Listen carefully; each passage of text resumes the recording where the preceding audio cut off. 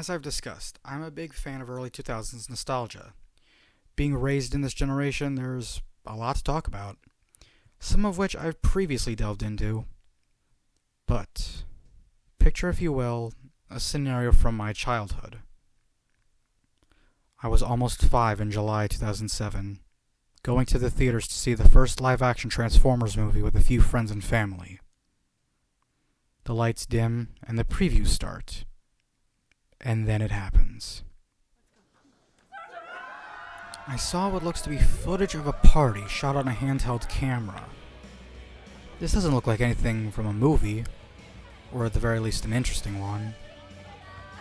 Right as I was starting to lose interest,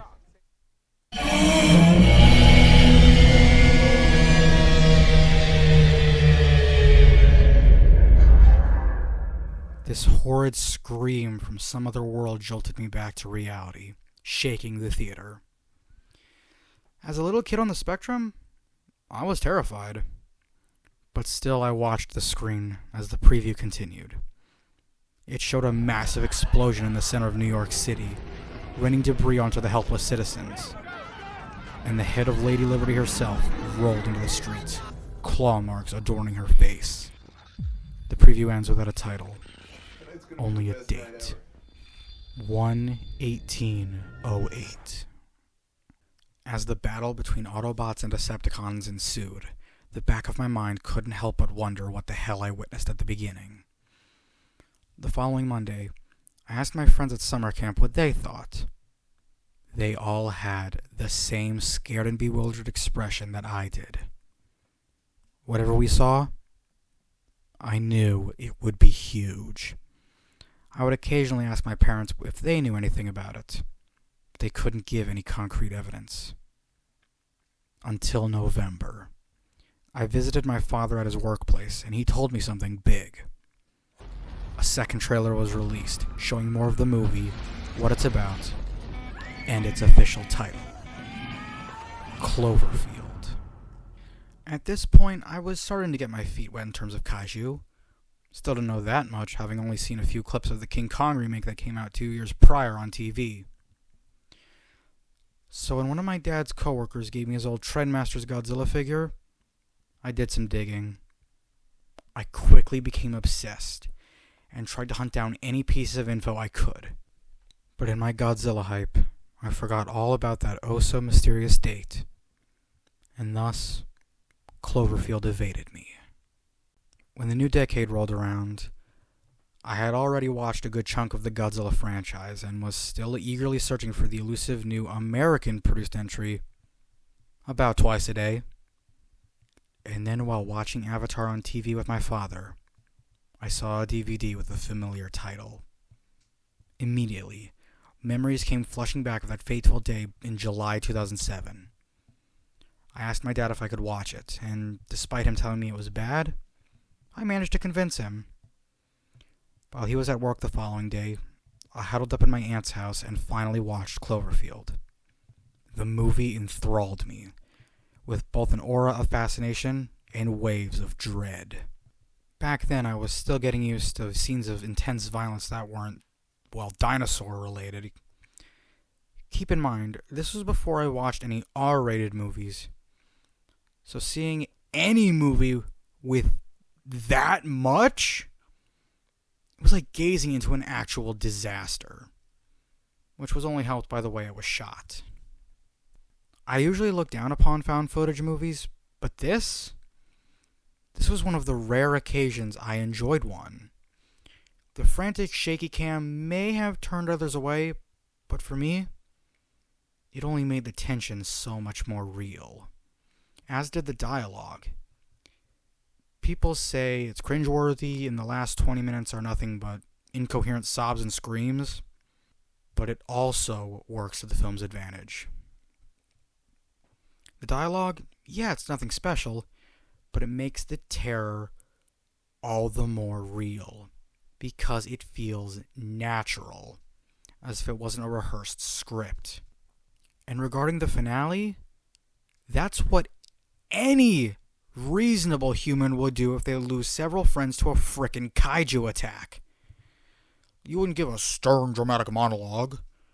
you'd be feeling nothing but fear. And you'd be lucky if you could even form a complete/coherent sentence. You can really feel for these characters, as what was supposed to be a fun night to honor their friend moving on turned into a living hell. Speaking of the characters, this is another really good touch in the movie.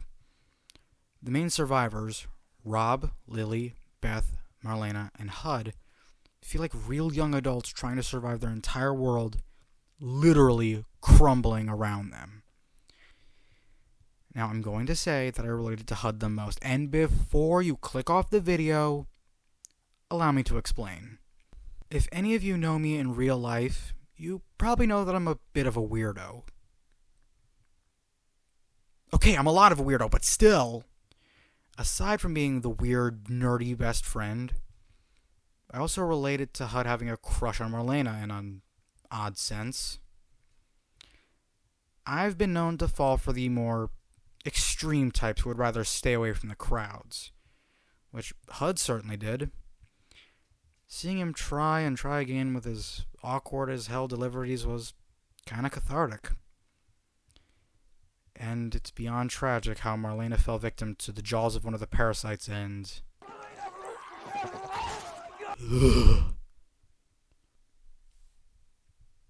But of course, what would a kaiju movie be without a towering central focus?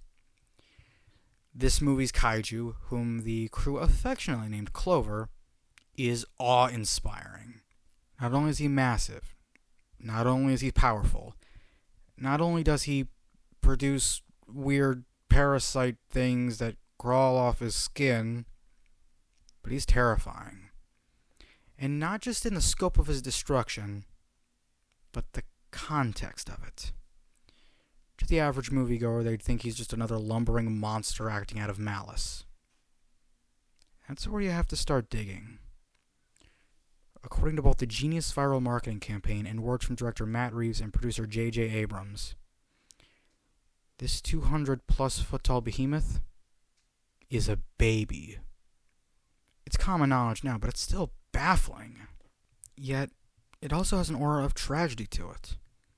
This creature isn't destroying the city that never sleeps out of anger. He's scared. Think about it. If you were a small child separated from your parents in a giant city, you'd be scared out of your mind. The same applies to Clover. Those roars aren't to intimidate a potential foe in the same way a tiger would. They're more like an infant, crying for their mother. Makes you think more, doesn't it? The last thing I want to touch on is the state of the franchise. In 2016, 10 Cloverfield Lane was released, and I was beyond excited, only to be left moderately disappointed.